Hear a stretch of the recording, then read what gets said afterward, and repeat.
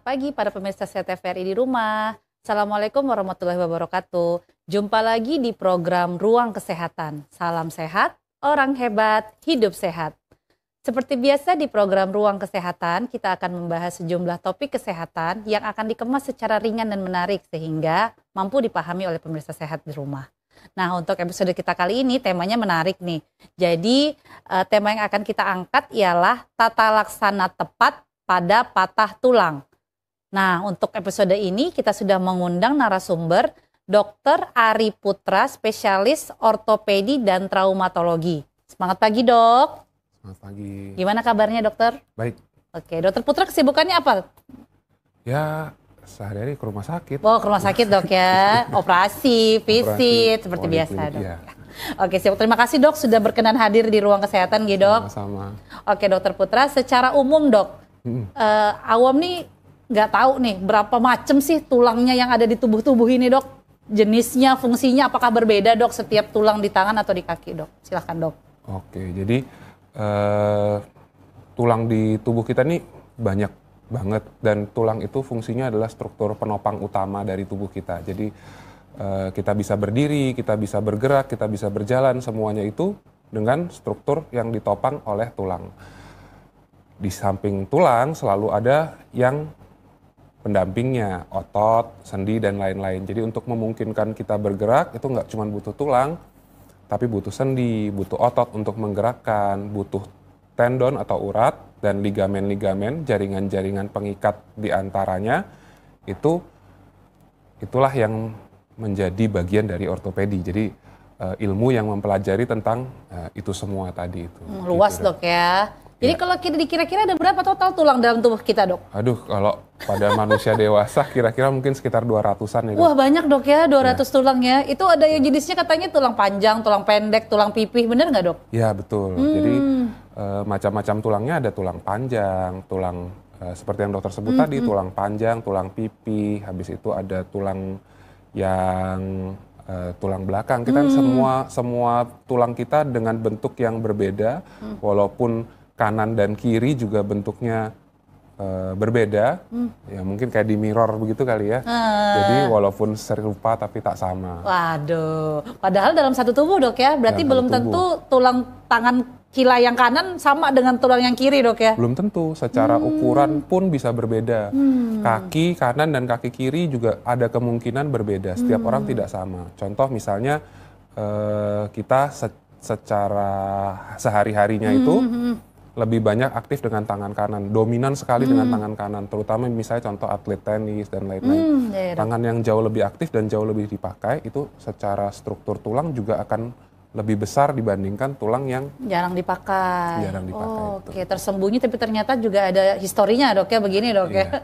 Fungsinya, Dok, beda-beda kah, Dok? Tadi tulang belakang jelas beda, Dok ya, kalau tulang belakang dengan tulang-tulang yang lain. Mungkin bisa dijelaskan secara awam, Dok. Kalau secara umum fungsinya selalu sama, Dok, sebagai struktur penopang, Dok. Jadi struktur utama dari badan kita ini yang menopang berat badan, menopang. Jadi ibaratnya kalau bangunan itu pilarnya begitu ya, Dok, yang memungkinkan kita bisa berdiri tegak, bahkan duduk seperti ini, itu semua karena ada tulang.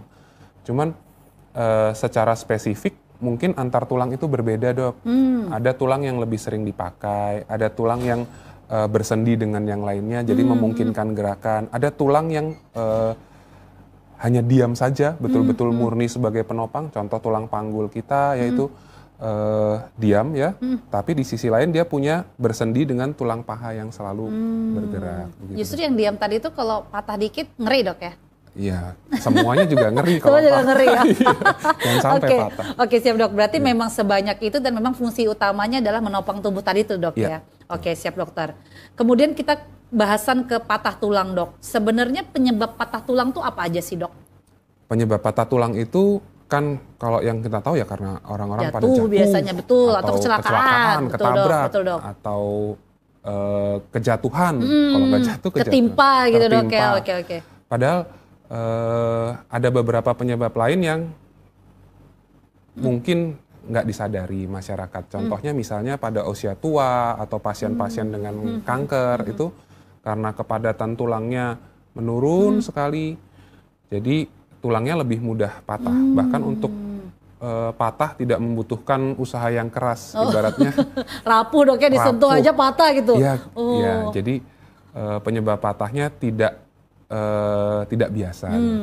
Selain itu juga ada beberapa penyakit bawaan pada anak-anak, contohnya mungkin osteogenesis imperfecta, di mana kelainan pembentukan tulang, jadi tulangnya brittle. Tulangnya brittle itu rapuh ya, tadi dokter bilang sudah. Jadi tanpa effort yang besar, tulangnya sudah patah. Oh, itu kelihatan dok dari luar bahwa ini yang punya tulang yang rapuh atau enggak? Biasanya mungkin ada pertanda-pertanda khusus kalau anaknya dengan osteogenesis imperfecta, cuman secara lihat tulangnya secara langsung kan nggak memungkinkan. Iya. Mungkin jalannya agak pincang-pincang atau apa, nggak ada dok ya? Enggak. Enggak ya, nggak ada gitu dok ya. Harus dilakukan pemeriksaan ronsen dok ya, biasanya buat tahu.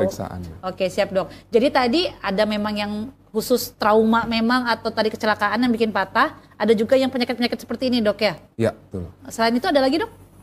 Apa ya, mungkin karena infeksi mungkin dok. Oh, infeksi juga bisa dok infeksi, ya? Gimana caranya infeksi bisa bikin patah tulang dok?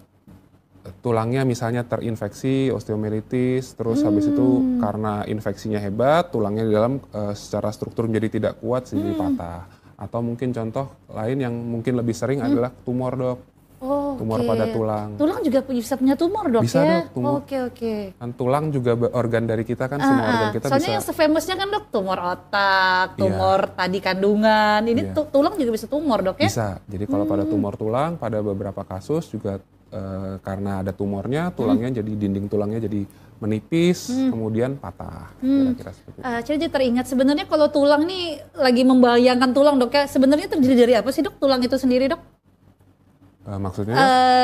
Komponennya dok, kalau misalnya kita lihat kayak kalsium. Oh, kalsium yang banyak dok ya. Jadi, itu nggak kosong ya tengahnya dok ya? Tulang itu bisa dibagi jadi ada yang organik dan non organik. Oke. Kalau dari organiknya dok, itu tulang itu terdiri dari beberapa sel. Sel yang utama itu jelas osteosit ya, sel tulang ya dok ya. Selain itu ada osteoklas dan osteoblas. Osteoblas yang fungsinya untuk menumbuhkan tulang, osteoklas yang fungsinya untuk menyerap kembali tulang. Nah, di selain sisi yang organik tadi ada sisi yang inorganiknya, isinya berupa mineral-mineral dok, kalsium, terus fosfat, terus ya begitu-begitu. Yang keras-keras putih itu dok ya? Ya. Karena penting diketahui pemirsa TVRI di rumah bahwa tulang itu sebenarnya organ hidup dok ya? Yang bisa bertumbuh, yang bisa... Kan pikirannya ya tulang ya gitu-gitu aja. Identik dengan biasa kalau anjing bawa tulang gitu kan, atau rangka yang tengkorak. Betul dok. Kan itu nggak hidup dok ya tampakannya, tapi ternyata hidup dok ya. Ada sel-sel penumbuh tulang tadi itu dok ya. Betul dok. Oke, siap dokter Putra. Kembali lagi ke gejala patah tulang dok. Ya. Apa sih dok, bergejala nggak sih dok patah tulang yang tadi, baik itu yang kecelakaan tadi atau yang penyakit-penyakit tertentu tadi dok? Selalu bergejala dok. Gejala utamanya nyeri dok. Ketika patah pasti nyeri. Yang kedua, dilihat ya dok mekanisme patahnya seperti apa ada luka atau tidak. Luka, terus bengkak dok yang pasti, ada bengkak, terus patah tulang yang komplit, patah tulang yang sampai tulangnya tidak ada kontak lagi dengan ujung-ujungnya, itu ya jelas ada gerakan yang tidak seharusnya dok. Contoh Contohnya gimana misalnya, dok? Gigi. Tangan saya patah di sini dok, di tengah-tengah sebelah sini. Jadi ketika patah, seharusnya kan sebelah sini tidak bisa bergerak itu dok. Harusnya. Nah ini jadi bisa bergeraknya dok.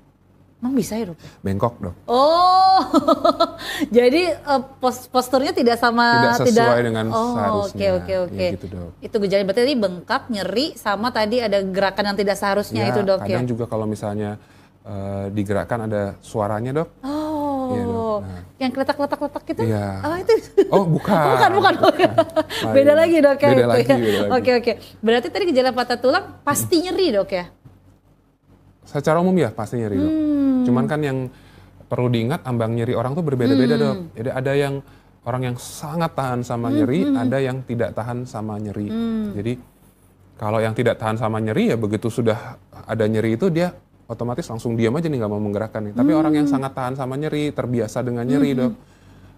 Pada beberapa kasus orang datang ke poliklinik bahkan tidak tahu kalau dia patah dok. Aduh kok bisa dok? Karena dia cuma merasa ini tangan saya habis jatuh terus bengkak, atau pergelangan kaki saya habis jatuh terus bengkak. Oke. Tapi bukan karena nyerinya dok ya, karena bengkaknya justru datangnya itu dok ya? Karena nyerinya tidak hilang-hilang dok. Oh. Tapi saya tanya nyerinya sakit gimana? Ya sakit-sakit gitu aja misalnya gitu. Wah, Jadi masih tahan sama nyeri. Biasanya tuh yang agak-agak dewasa tua dok ya. Soalnya kalau yang Ya. bawah Kalau yang masih umur iya.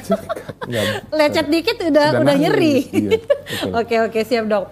Tadi dokter Putra sempat menjelaskan bahwa ada yang patahan sempurna, ada yang enggak. Sebenarnya jenis patah tulang tuh apa aja sih dok?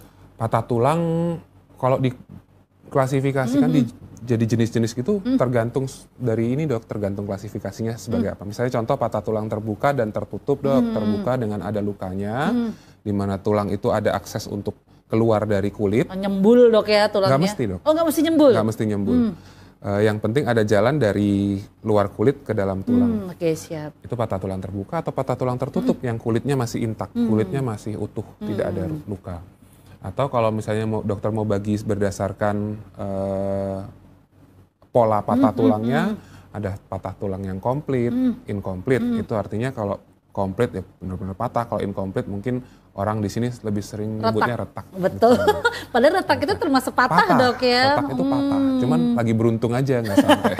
Padahal juga patah dok ya. Iya karena patah. juga beberapa orang mengatakan bahwa kalau tidak sampai yang tercungul jar dok, timbul, itu bukan patah, Bukan biasa patah, aja, luka aja padahal patah dok ya. Iya patah dok. Oke siap dokter. Kemudian dok, penata laksanaannya gimana sih dok? Apa yang harus saya lakukan ketika saya habis jatuh kemudian ada luka ataupun merasa ada patah tulang tadi tuh dok? Apa yang harus dilakukan? Ya, dok. Jadi yang pertama ya diperiksakan dok. Itu yang paling tepat. Yang paling tepat adalah begitu setelah cedera apapun itu nggak usah menunggu terlalu lama, segera diperiksakan. Terutama untuk pemeriksaan ronsen ya dok. Kalau misalnya kita tidak yakin ini patah atau enggak kan pasti di ronsen tuh. Ronsen tujuannya ngelihat patah atau enggak. Kalau enggak patah ya beruntung. Gitu. Beruntung lagi dok ya. Tapi jangan menunggu terlalu lama dok. Problemnya di masyarakat adalah seringkali menunda dok. Karena memikirkan ada alternatif lain mungkin dok ya sebelum ke dokter. Iya betul, alternatif lain atau tidak aware dok, tidak awas. Jadi merasa baik-baik saja gitu. Kalau merasa baik-baik saja, datangnya terlambat, nanti pasiennya baik-baik saja, kita yang tidak baik-baik saja. Iya, dok. pusing dok ya. Pusing dok, betul.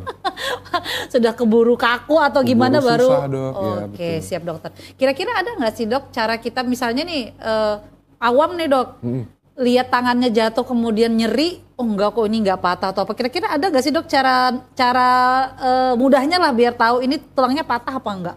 Cara paling gampang ya dok. Iya.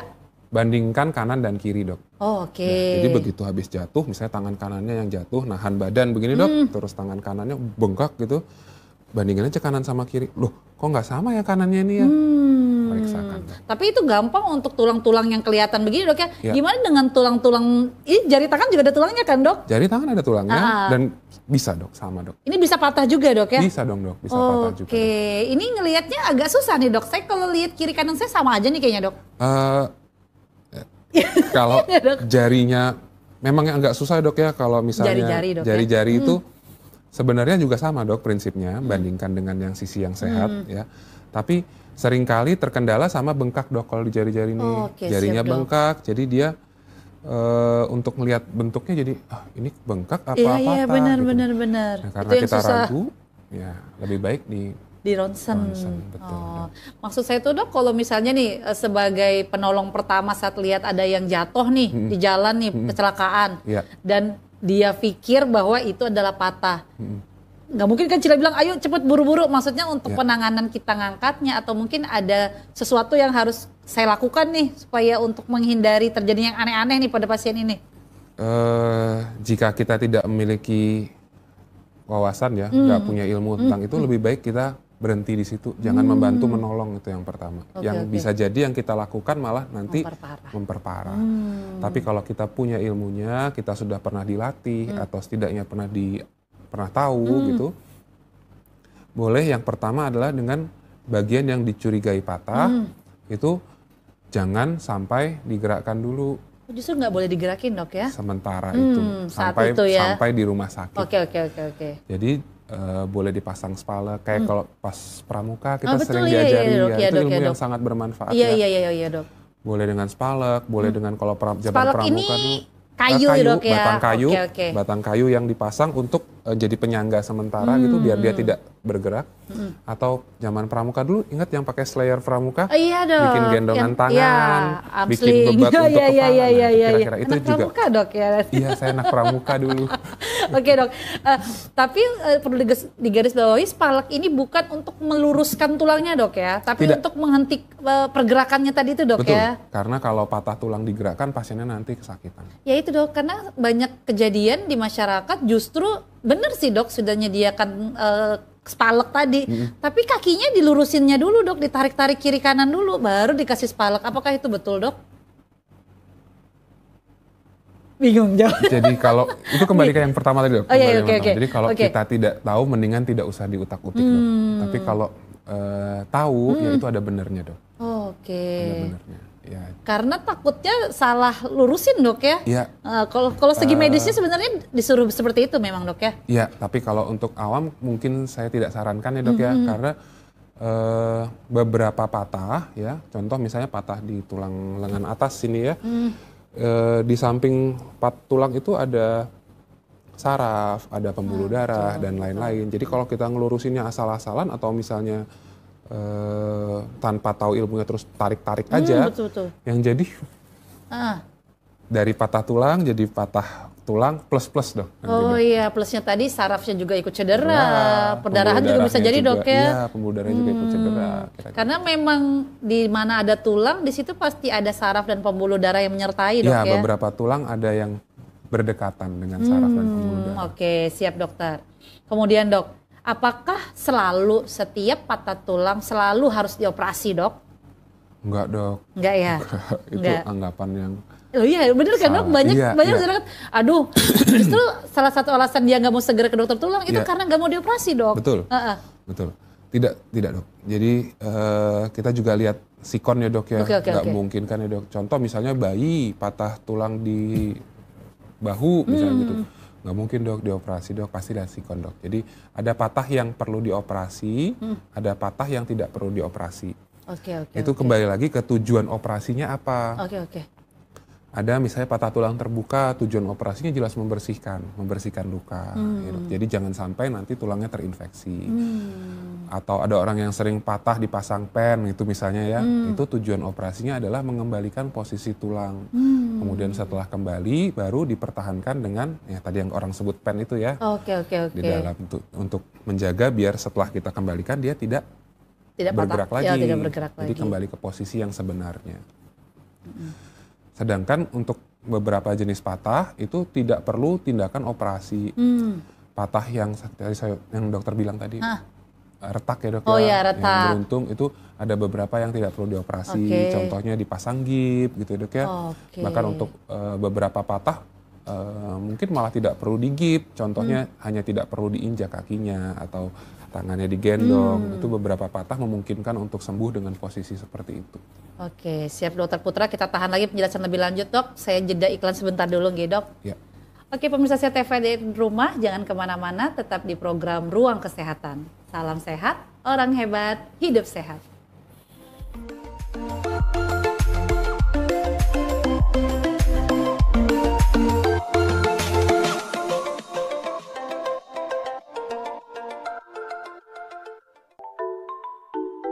Apa itu stunting? Stunting adalah kondisi pertumbuhan yang terhambat pada anak-anak akibat kekurangan gizi kronis, biasanya dimulai sejak masa kehamilan hingga usia 2 tahun. Gejala stunting ditandai dengan pertumbuhan fisik yang terhambat pada anak, terlihat dari tinggi badan pendek, berat badan kurang, keterlambatan perkembangan motorik dan kognitif, serta daya tahan tubuh yang lemah. Penyebab stunting terjadi karena adanya praktek pengasuhan yang tidak baik, terbatasnya layanan kesehatan, terbatasnya pembelajaran dini yang berkualitas, serta kurangnya akses air bersih dan sanitasi. Cegah stunting sejak dini dengan memastikan anak makan buah dan sayur yang sehat, mencukupi asupan gizi sejak pembuahan sel telur hingga anak berusia 2 tahun, memberikan ASI eksklusif hingga bayi berumur 6 bulan, dan mengusahakan anak mendapatkan imunisasi yang lengkap.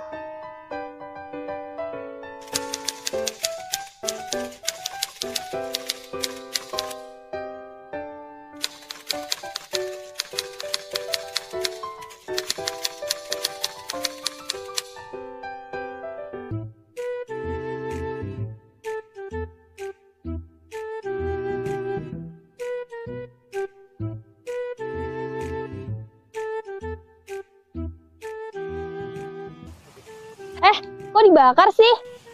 Wah, emangnya kenapa? Kan ada cara lain. Kita bisa mengolah sampah tanpa merusak lingkungan. Yuk, aku punya beberapa tips untuk kamu. Pertama, memisahkan sampah sesuai jenisnya.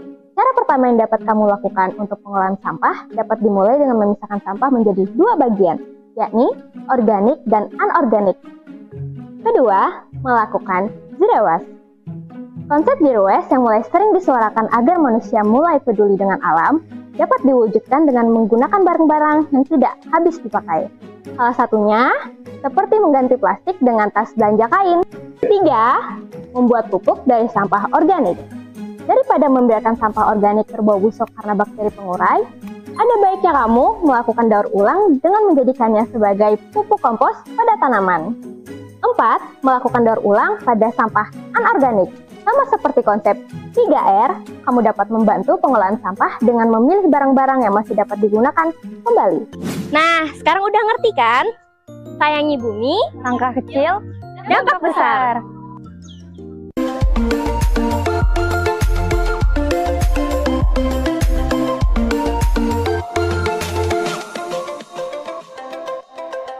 Oke, terima kasih pemirsa Sehat TVRI masih berada di program Ruang Kesehatan. Salam sehat, orang hebat, hidup sehat. Masih bersama saya Dr. Cila dan juga narasumber kita, Dr. Ari Putra, spesialis ortopedi dan traumatologi dalam bahasan topik tata laksana tepat pada patah tulang. Oke, Dr. Putra, ini ada titipan pertanyaan. Sebenarnya tadi kita udah bahas masalah tulang nih, Dok. Tulang itu pada anak, pada bayi, anak, dewasa, lansia itu beda-beda nggak sih, Dok? Beda, Dok. Kalau misalnya contoh pada tulang anak ya, Dok. Secara garis besar, Dok, pada tulang anak tuh masih tumbuh. Pada tulang dewasa tuh tulang dewasa, tulang matang. Ya. Pada tulang lansia belum tentu, tapi seringkali kropos. Ya, kepadatan tulang menurun.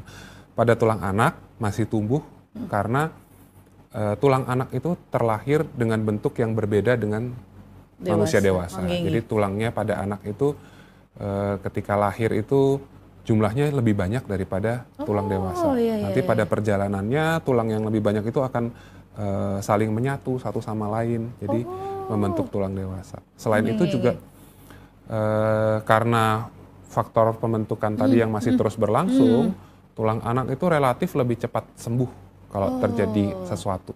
Jadi patah lebih cepat menyambung gitu, Dok, daripada tulang dewasa. Kalau tulang dewasa ya tulang yang pada kita begini ya, Dok, ya tulang yang sudah pada usia matangnya ya. Sedangkan pada tulang lansia itu di mana kadang-kadang asupannya kurang baik ya, atau pada wanita karena proses menopause, jadi bone turnover, jadi perputaran tulang itu menjadi lebih banyak aktif osteoklasnya daripada osteoblastnya. Jadi kepadatan tulangnya menurun. Tadi lebih banyak sel yang hancurnya dibandingkan sel yang membangunnya. Oke, Dok. Jadi kepadatan tulang menurun, otomatis resikonya adalah tulangnya lebih gampang untuk patah. Oke, Dok. Justru kalau awam gini, Dok, saya juga terutama, Dok, kalau anak-anak tuh yang patah atau apa lebih parno, Dok, ya. Padahal harusnya nggak usah terlalu khawatir kalau patahnya terjadi pada anak ya, Dok, ya. Dari dua sisi ya, Dok, ya. Oke. Kalau dari sisi penyembuhan kita relatif lebih lega kalau pasiennya anak-anak karena sembuhnya lebih cepat dibanding orang dewasa. Tapi kalau dari sisi ini masih anak-anak, Dok, di mana pada anak-anak tuh misalnya, Dok, terjadi patah tulang kemudian bengkok tangannya gitu, Dok. Itu kan penderitaan yang dia akan rasakan ke depannya jauh lebih panjang daripada kalau lansia yang mengalami hal yang sama. Ibaratnya umurnya masih panjang gitu, dia akan menderita dengan tangannya yang seperti itu terus gitu, Dok. Siap, Dok. Tapi kalau dari segi penyembuhan harusnya lebih tenang, Dok, ya, karena dia masih bertumbuh ya, Dok, ya. Oke, siap, Dokter Putra. Tadi kita juga membahas terkait tidak selamanya harus dioperasi, Dok. Betul. Ada gips, ada juga tadi pen. Ya. Pen itu operasi kan, Dok, ya, maksudnya ya? Iya, betul, Dok. Oke. Kapan, Dok, kita mesti pasang gips? Kapan harus operasi pasang pen tadi, Dok? Nah, itu tergantung patahnya. Yang lebih tahu mungkin nanti dokter tulangnya ya. Cuman sebagai gambaran, dua itu, gips dan pen itu fungsinya sama dok. Jadi mengimobilisasi tulang untuk tidak bergerak dulu. Sedangkan apakah dengan operasi atau dipasang gips itu tulangnya nanti sembuh? Sebenarnya tidak dok. Tulang yang patah itu akan menyambung dengan sendiri.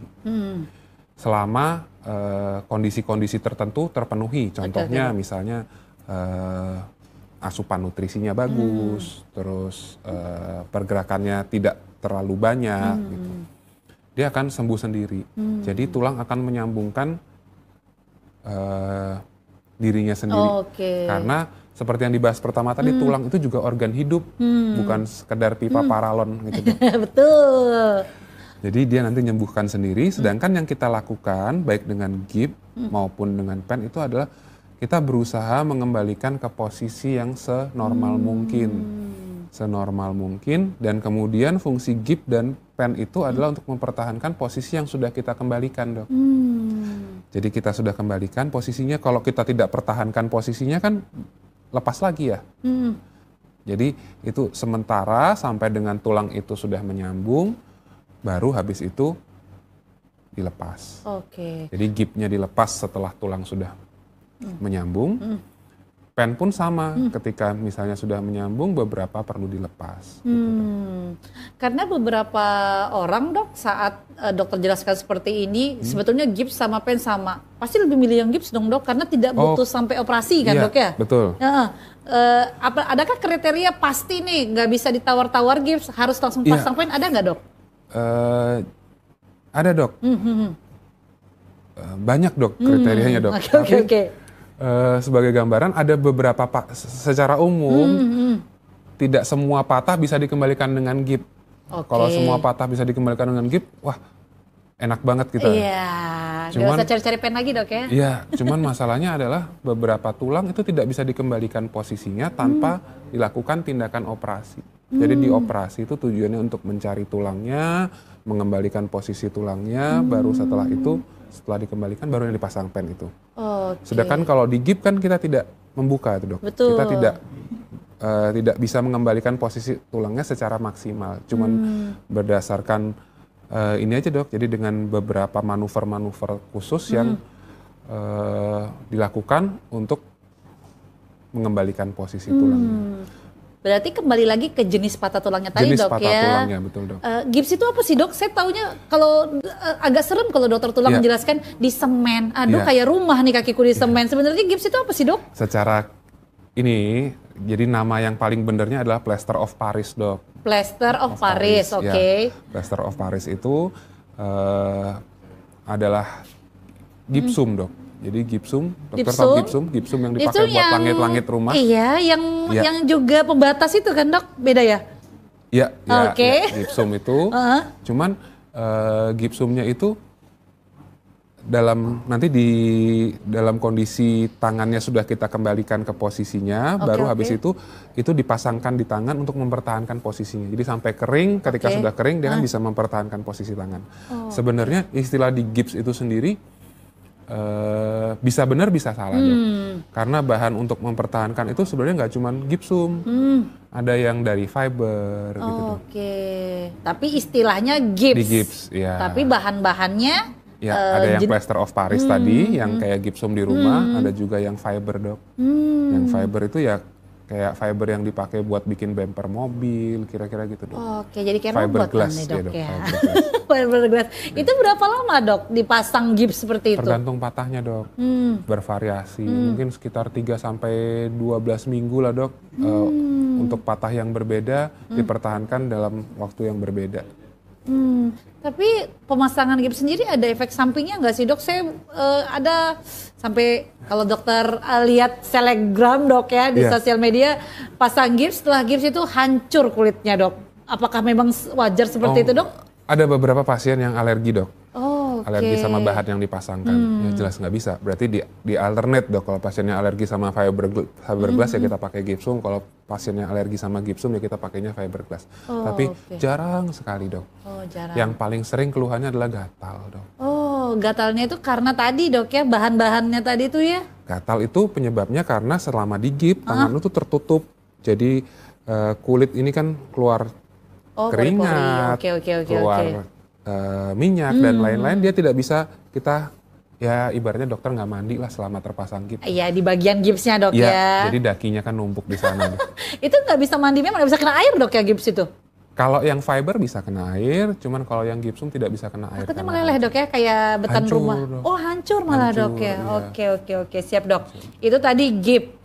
Kalau pen sendiri tadi dok, kita kadang lihat ada pen yang sampai kayak dipaku-paku gitu dok dari luar. Oh iya. Dok. Macam plywood dok dipaku-paku, itu apa sebenarnya itu dok?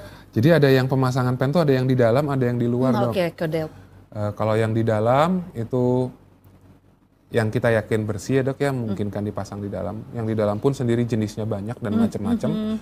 Tapi rasanya nggak perlu dijelasin satu-satu. Nggak usah dok, ya. nggak usah. Sedangkan perbedaan utama dengan yang dipasang di luar adalah ketika yang ada luka terbuka di situ dok, contohnya misalnya, atau tulangnya dalam kondisi terinfeksi, atau jaringan sekitar dalam kondisi terinfeksi, di mana pemasangan pen yang di dalam itu akan malah memperberat infeksinya. Makanya dipasang di luar. Jadi setidaknya mempertahankan posisi tulangnya, mempertahankan misalnya kakinya biar tetap lurus begitu ya dok ya intinya. Tapi pembersihan tuh tetap bisa dilakukan. Oke dok. Tadi pen ini sebenarnya bentuknya apa dok? Plat kah atau apa gitu dok yang dipasang untuk menyatukan tulang yang tadi dokter maksud? Ya secara umum logam dok, logam. Oke. Logamnya macam-macam dok, mulai dari stainless steel, stainless cobalt, bisa juga titanium dok. Oh, ya. oke. Itu tergantung Banyak karena pilihannya kebutuhan. dok ya? Tergantung kebutuhannya dok. Kebutuhan juga maksudnya tulang ini butuh yang titanium, tulang ini butuh ini atau gimana dok? Enggak dok, bukan Oh, begitu. bukan Maksudnya itu. tergantung kebutuhan patah yang bagaimana. Betul, dok. Oh ada bahan-bahan tertentu yang memang dikhususkan untuk patah yang agak ribet. Iya, Patah yang betul. agak ribet ya? Ya, ada plat-plat pen yang dipasang di dalam kan saya bilang tadi macam-macam juga kan dok. Ya, itu tujuannya juga patah yang bagaimana, pakai yang bagaimana. Begitu, dok. Oke, memang sebaiknya ya dikonsultasikan ya, biar jangan kita yang nanti. Kalau saya nanti mau pakai ada yang diamond nanti dok untuk di dalam, susah juga dok Gold ya. plated ya. Kemudian dok, kadang-kadang juga kalau kita berkunjung ke rumah sakit kita ngelihat ada yang sampai ditarik-tarik gitu dok, itu masih pakai ya ditarik-tarik pemberat gitu di bagian kaki terutama biasanya. Iya dok, ada beberapa patah yang memang kita perlu pasang pemberat itu tujuannya untuk mengembalikan posisi ya dok ya, mengembalikan posisi tulang. Seperti saya tadi bilang dok, dipasang pen di dalam operasi, dipasang pen itu hanya untuk mempertahankan bentuk yang sudah dikembalikan. Nah, saat dipasang pemberat itu adalah usaha untuk mengembalikan bentuk itu. Oke, yang apapun itu ditarik apa sebenarnya buat sama dengan pen juga kan dok, sama gips mengusahakan kembali ke posisi yang semula gitu tulangnya. Kalau ditarik itu fungsinya untuk mengembalikan ke posisi semula, sedangkan kalau pen dan gips itu fungsinya untuk mempertahankan posisi yang sudah kembali tadi. Oke, siap dokter Putra. Ya. Dok, ada tips nggak sih dok saat kita mengalami patah tulang, apa yang harus dilakukan dan tidak boleh dilakukan dalam proses penyembuhannya dok biar cepat sembuh? Ini dalam kondisi sudah patah dan sudah terdiagnosis memang patah. Sudah dilakukan tindakan juga kan? Iya, dok? sudah dilakukan tindakan. Sudah dilakukan tindakan. Yang pertama ya jelas ikutin saran dokternya ya, apa yang do's and don'ts. Jadi apa yang boleh dilakukan dan apa yang tidak boleh dilakukan. Terus selain itu yang jelas asupan nutrisi, karena tadi saya sudah katakan tulang itu juga butuh macam-macam mineral tadi. Macam-macam mineral, jadi untuk tulang ini kan mau sembuh ceritanya. Karena dia mau sembuh dia butuh asupan mineral yang banyak. Jadi kita konsumsinya lebih dari biasanya. Terus selain itu aktivitas itu terutama ya ada yang boleh dilakukan dan ada yang tidak boleh dilakukan. Tapi selama itu tidak boleh dilakukan, harus dilakukan. Gimana dok? Bingung saya dok. Jadi jangan pasif dok, jangan. Nanti, waduh sudah tangan ini patah habis dioperasi terus kerjanya tiduran di rumah aja terus. Karena itu. parno dok, nanti patah lagi. Iya, itu salah ya dok ya. Salah. Oke. Jadi berusaha seaktif mungkin tanpa menyalahi apa yang tidak boleh tadi dok. Oke. Contohnya misalnya dok patah di kaki ini dok, terus dokternya ngomong ini sudah dioperasi, tulangnya sudah kembali dengan posisi yang baik. jangan diinjak ya sampai berapa bulan ke depan. Jangan misalnya gitu. menginjakkan kaki, maksudnya Ya. bukan jangan diinjak kaki dok ya? Oh, bukan, Oke. bukan. Jangan menginjak kaki, terus? Kakinya jangan diinjakkan ke lantai selama berapa bulan ke depan. Nah, selain itu, boleh nggak dok? Boleh. Jangan kita cuma duduk aja di rumah diam. Karena Takut. kenapa? Nggak kemana-mana. Kakinya nggak boleh diinjak. Gitu, ya. Kan ada tongkat. Oh. Kalau misalnya sudah tua, nggak bisa pakai tongkat, pakai kursi roda, ya tetap kemana-mana aktivitas. Oh, oke. Tapi memang rata-rata kalau sudah dilakukan gitu nggak boleh digerakin ya dok? Harus bergerak dok. Oh, tetap harus bergerak. Bergerak tetap harus. Yang ada beberapa gerakan yang mungkin dilarang nanti, tapi selama gerakan itu diperbolehkan, kalau ragu tanya dokternya, boleh nggak Oke, ini, siap, dokter. boleh nggak itu, Apa boleh nggak yang ini. tidak boleh, apa yang Semua boleh, yang oke. boleh dan tidak boleh tanyakan Oke, aja. oke, siap dok. Kalau nggak gitu nanti jadinya pasif itu tadi saya bilang dok. Emang kenapa dok kalau pasif dok jadinya? Nanti datang penyakit-penyakit yang lain. Misalnya tiduran terus, nanti tirah baring lama jadi muncul infeksi apa. Oh iya infeksi benar-benar. apa. Alasannya karena saya patah tulang Karena saya dok. patah tulang. Padahal tulangnya nggak berdosa Iya, dok ya. sering kejadian seperti itu, Dok. Oke siap dok. Selain itu dok, apa lagi dok yang boleh dan tidak boleh dilakukan dok? Yang boleh dan tidak boleh dilakukan ya kalau bisa, kalau setelah operasi itu yang paling saya wanti-wanti adalah jaga kebersihan luka operasi dok. Kan pasti di perban itu, nah perban itu dijaga biar jangan basah, jangan kotor ya, karena kita nggak mau sampai ada infeksi di situ dok. Kalau sampai ada infeksi, Tambah ribet lagi tambah dok ribet ya? lagi, Oke betul, oke Dok. oke oke. Terus yang boleh dan nggak boleh lagi ya dok ya, Susu-susu boleh nggak dok? boleh dok. Itu Susu kan boleh ya? masuk salah satu asupan Oke. tadi dok. Nah, pasti banyak pertanyaan kan dok? Iya. Kalau minum susu ini boleh nggak dok? Iya. Oke, susu Saya boleh. selalu tidak jawab ya? silahkan. Oke. Kecuali ya dok ada Nih. kecuali dok Oke. pasiennya ada penyakit gula atau penyakit dari dokter lain nggak boleh Nggak boleh nggak susu. boleh apa gitu ya. Itu Ya itu nggak boleh. dikontrol lah. Nanti disalahkannya dokter tulangnya lagi nih. Iya. Nanti dibilangin saya disuruh minum susu ini sama dokter tulang. Iya, ternyata nggak boleh. Ternyata nggak boleh. Selain itu ada lagi dok, selain tadi asupan, terus tetap bergerak, tapi Tetap tetap beraktivitas. ada lagi nggak dok tipsnya? Kalau setelah patah itu kalau misalnya dok seringkali pasien tuh ngadepinnya tuh bengkak dok. Oh ya bengkak, oke. Setelah dioperasi tangan dibengkak. Bengkaknya kenapa dok? Bilang gitu. Ya karena kurang gerak tadi dok. Oh bisa bikin bengkak ya dok karena kurang bengkak. gerak. Karena aliran darah kembali kita tuh pembuluh darah vena kan dok, itu kan salah satu yang mendorong dia biar kembali ke biar nggak badan bengkak itu ya. adalah gerakan. Dok. Oke. Jadi gerakan itu untuk memompa darah kembali ke jantung. Biar tidak berkumpul di daerah situ dok ya, Betul. karena tadi tidak digerakin Betul. ya. Selain Oke. gerak juga bisa dengan ditinggikan dok. Misalnya Oke. kakinya patah tadi, kita pakai contoh kaki terus. Iya, ya. iya. Kaki patah ya dok. Terus jalan kemana-mana pakai tongkat dok. Oke. Tapi kan kakinya gantung terus itu. Oh iya benar. Setelah kemana-mana pakai tongkat, kok malah bengkak. bengkak kakinya. Nah ditinggikan dok. Oh saat tidur ditinggikan dok ya. Saat tidur, saat apapun, saat duduk boleh juga. Kalau bisa saat sambil jalan sambil ditinggikan juga boleh dok. Gimana caranya nggak dok ya? Ditinggikan. Jadi kakinya ditinggikan, Oke, siap, Dok. lebih tinggi daripada jantung dok. Oke dok. Jadi kalau kira-kira lebih tinggi daripada dada lah dok, gambar kasar. Nanti senam Iya. akrobat dok. Iya, saya selalu ngajarin biar jadi nggak sopan dulu mumpung kakinya patah. Kalau duduk kakinya naik ke atas meja ya Pak. Oke. Selama penyembuhan dok Selama ya. Kalau penyembuhan. sudah ya nggak usah lagi. Iya betul. Oke siap dokter Putra. Kita jeda iklan sebentar dulu Iya. nih dok. Oke pemirsa Sehat TVRI di rumah. Jangan kemana-mana, tetap di program Ruang Kesehatan. Salam sehat, orang hebat, hidup sehat.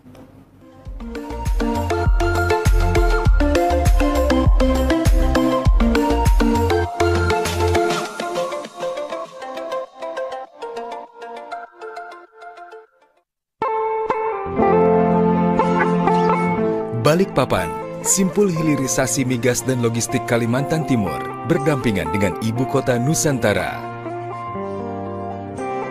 Bahwa kepindahan ibu kota negara ke Nusantara adalah bukan hanya pindah istana presiden, tetapi yang ingin kita bangun adalah budaya kerja baru, mindset baru.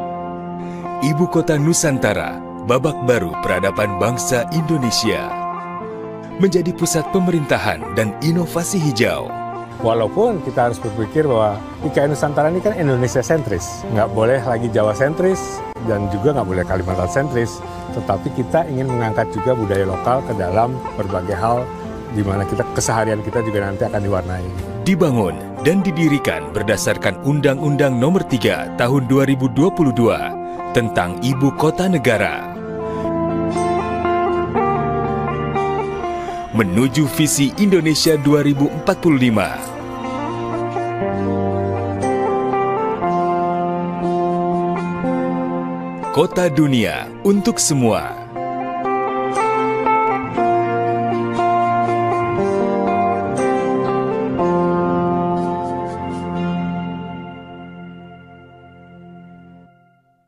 Kenapa tayangan TV sekarang begini?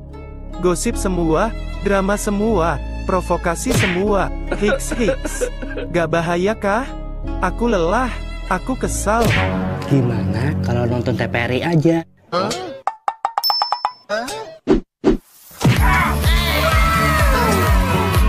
Tayangan di TVRI itu menjunjung tinggi moral bangsa loh. Wah, bagus ini.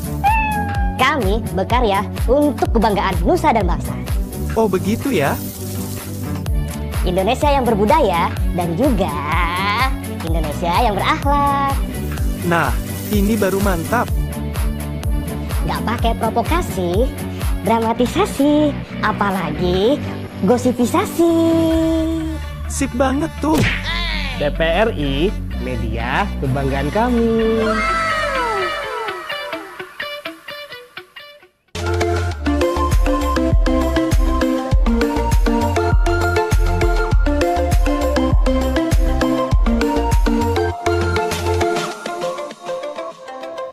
Oke, terima kasih pada pemirsa Sehat TVRI masih bersama kami di program Ruang Kesehatan. Salam sehat, orang hebat, hidup sehat. Masih bersama saya Dr. Cila dan juga narasumber kita Dr. Ari Putra, spesialis ortopedi dan traumatologi dalam bahasan topik tata laksana tepat pada patah tulang. Oke Dr. Putra, ini sesi terakhir ini kita akan membahas terkait mitos dan fakta. Saya membuka dulu ya dok sebelum kita masuk ke sesi ini. Banyak masyarakat yang takut dok setelah pasang pen tadi, takut kesambar petir. Sebenarnya mitos atau fakta nggak sih dok? Mitos dok. Oke. Tapi ada benernya juga dok. Oke, kenapa tuh dok? Kalau misalnya dia berlaku normal seperti orang pada umumnya, ya enggak. Berlaku normal maksudnya nganggap itu biasa aja gitu dok ya? Oke. Cuman kalau dia mau ngetes, misalnya lagi hujan, mendung gitu, dia naik ke atas pohon, ya mungkin ada benernya juga dok. Gitu. Oke. Ya, itu cari petir memang itu dok. Ya kan mau membuktikan kan. Disambar petir nggak nih dipasang pen gitu, naik ke atas pohon, sambar beneran dok. Oke, berarti memang sebetulnya pen itu nggak target petir dok ya? Enggak dok. Kecuali di atas gedung tinggi target itu dok. Oke dokter, baik dokter. Pembahasan lebih lanjut terkait mitos dan fakta ini dok, nanti kita akan bahas dok ya dalam sesi mitos atau fakta.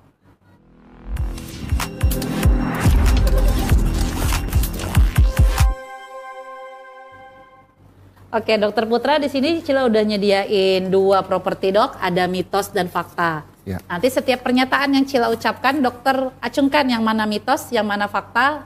Boleh dua-duanya dok, tapi nanti ada alasannya dok. Oke, siap Dokter Putra? Siap. Oke, pernyataan pertama. Jika Anda bisa menggerakkan anggota tubuh Anda, berarti tidak terjadi patah tulang. Mitos atau fakta? Kenapa tuh dok? Kan mitosnya. tadi sudah saya jelasin tuh dok. Ya. Justru malah ada gerakan berlebihan dok. Iya dok, tangannya patah. Loh kok ada gerakan tambahan ini? Oke, itu patah tulang malah dok ya? Tulang malahan. Oke, berarti memang mitos pemirsa. Selanjutnya dok, setelah tulang patah sembuh, tulang tersebut akan menjadi lebih kuat dari sebelumnya. Mitos atau fakta? Kayak kuat aja dok ya? Oh dua-duanya dok? Oke, kenapa mitosnya, kenapa faktanya dok? Jadi proses penyembuhan tulang ya dok, terutama yang tulang yang digigit ya dok ya. Oke. Ketika sudah muncul tulang baru dok, dia akan namanya remodeling dok. Jadi sebelum remodeling itu muncul kalus dok. Jadi proses penyembuhan tulang itu satu peradangan, yang kedua kalus, pembentukan kalus, yang ketiga baru remodeling. Di masa kalus itu tumbuh, kalus itu merupakan tulang-tulang yang tumbuh di situ ya dok ya. Itu ketika kalusnya tambah tebal, dia akan lebih kuat dok dari tulang sebelumnya. Tapi perlu diingat, jadi itu kan berarti kan fakta. Itu fakta, ya kan? ya. Tapi perlu diingat setelah itu ada fase remodeling dok, di mana tadi yang tebel itu akan dimakan sama sel osteoklas tadi. Jadi itu pelan-pelan akan kembali ke bentuk semula. Semulanya. Ketika sudah kembali ke bentuk semula, jadi mitos. Oke, mikir nggak tuh ya? Berarti bisa mitos faktanya justru di prosesnya dok ya? Ketika prosesnya, dia ada masanya ketika tulangnya akan menjadi lebih kuat dari normal. Sebelumnya. Tapi ujung-ujungnya sembuh beneran, sama lagi. Oke, siap dokter Putra. Selanjutnya, latihan atau gerakan pada bagian tulang yang patah akan menghambat penyembuhan. Mitos atau fakta dok? Bisa dua-duanya juga kayaknya dok. Iya betul. Iya bisa mitos dan fakta. Kenapa mitosnya, kenapa faktanya dok? Itu ikuti anjuran dokternya aja dok. Ya. Contoh misalnya patah tulang di sini dok misalnya ya, tangannya digendong gitu.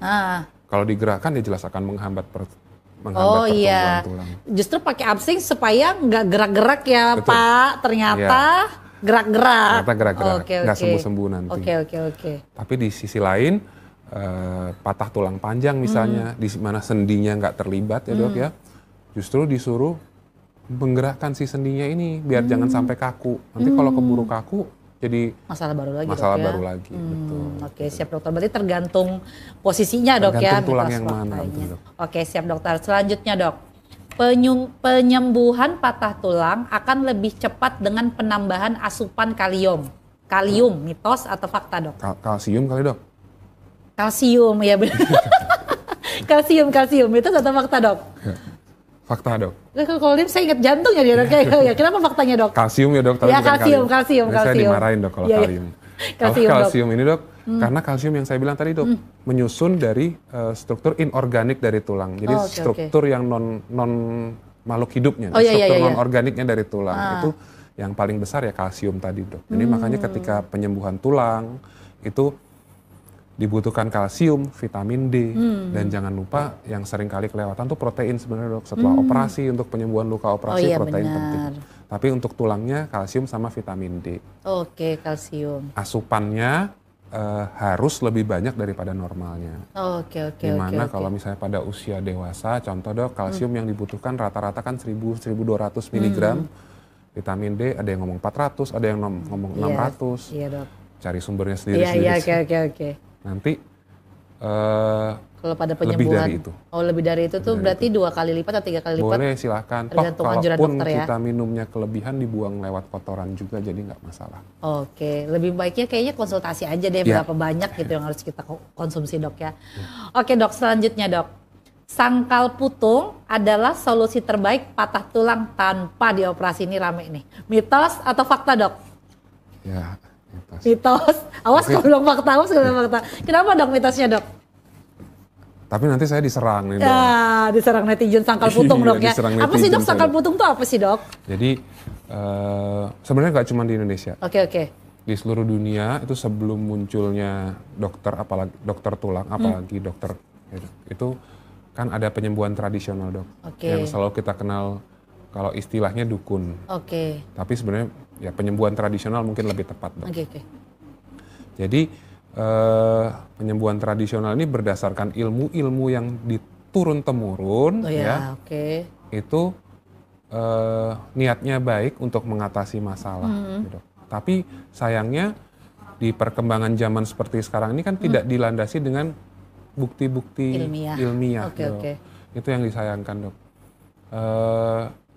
Perbedaannya dengan dunia kedokteran modern adalah dunia kedokteran modern dilandasi bukti-bukti ilmiah. Betul, dok, dari pembelajaran, penelitian, dan lain-lain. Ya itu kadang-kadang malah jadi bumerang dok. Dimana niatnya pengen sembuh tapi malah jadi nggak sembuh. Walaupun pergi ke dokter pun nggak ada dokter yang akan menjamin 100% sembuh. Tapi setidaknya usaha yang dilakukan itu sesuai dengan kaidah-kaidah ilmiah tadi yang sudah. Kalau sangkal putung tuh diapain sih dok? Dipijit biasanya kalau saya dengar dok. Nah ini bervariasi dok. Oke. Ya, seperti yang tadi saya bilang, saya nggak tahu kalau di daerah di Amerika dukun tulangnya seperti apa. Cuman kalau di sini rata-rata dipijat. Setelah dipijat dipasang bebat. Oh, Pasang oke. Pasang bebat juga ya dok ya? Bebat dok. Nah, ada juga kalau di daerah di Jawa Tengah sana ada beberapa dukun yang diikat pakai tali kakinya. Gitu. Oh alah. Agak riskan dok ya? Iya dok, memang. yang jadi masalah itu adalah kadang-kadang kalau seperti yang saya bilang ya dok, tulangnya selama kondisinya masih baik ya, nyambung lah dok. Cuma nyambungnya kan kita nggak tahu Bagaimana nyambungnya bagaimana dok menyambungnya, posisi menyambungnya benar atau tidak, apakah tangannya masih bisa berfungsi atau tidak setelah menyambung.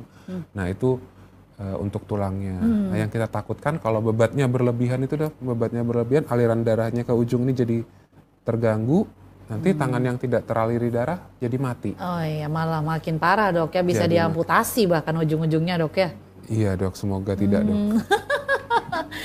Bahkan saya pernah ketemu nih dok di praktek, minta ronsen buat bawa ke tukang pijatnya dok. Aduh saya sampai, aduh di mana nih, kok malah Iya, gradingnya? Itu Tapi- gimana sih dok? Memang begitu dok. Memang begitu adanya Memang dok. begitu. Iya. Jadi di beberapa masyarakat itu Iya. permasalahannya adalah rumah sakit itu menjadi alternatif dok.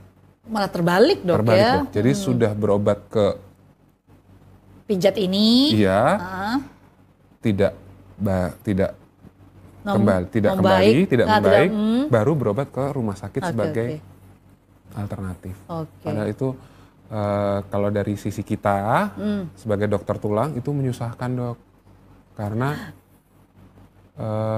ketika Bekerja dua patah, kali gitu dok ya. Bahkan bukan iya, dan hasilnya nggak akan sebagus kalau kalau baru seandainya. patah.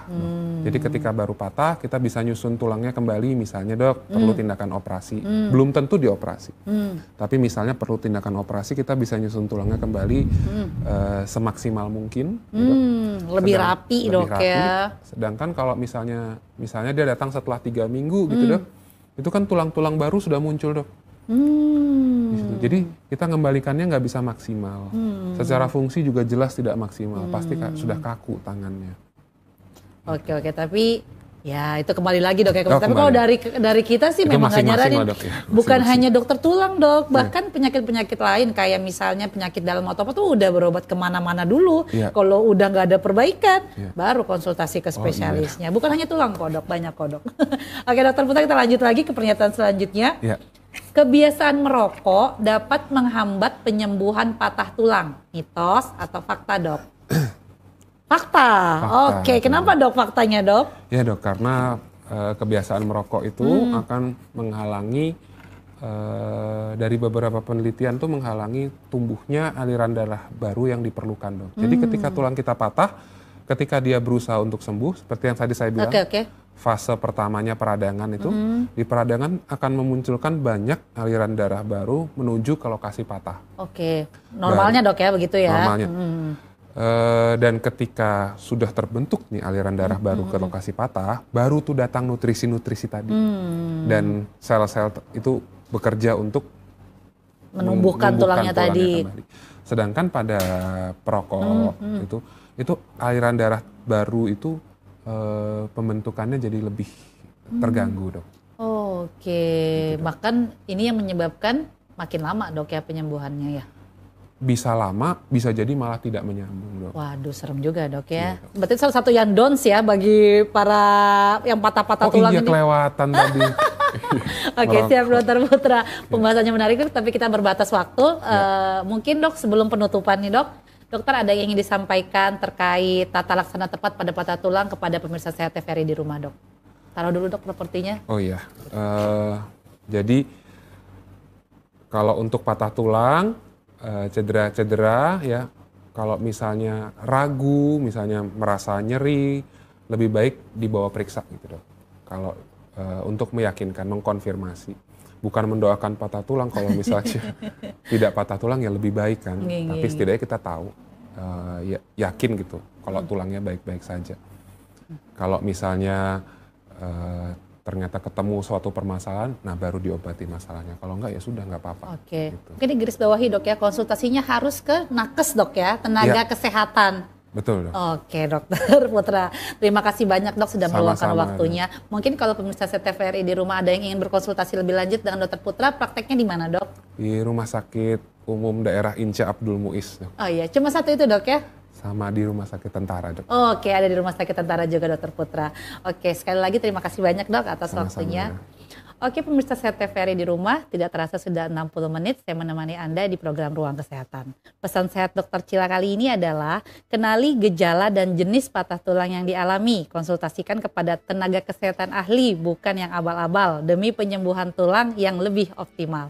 Jangan lupa saksikan terus program Ruang Kesehatan di channel TV Kebanggaan Kita setiap hari Jumat jam 9 pagi. Saksikan terus episode-episode selanjutnya. Terima kasih. Salam sehat, orang hebat, hidup sehat. Assalamualaikum warahmatullahi wabarakatuh.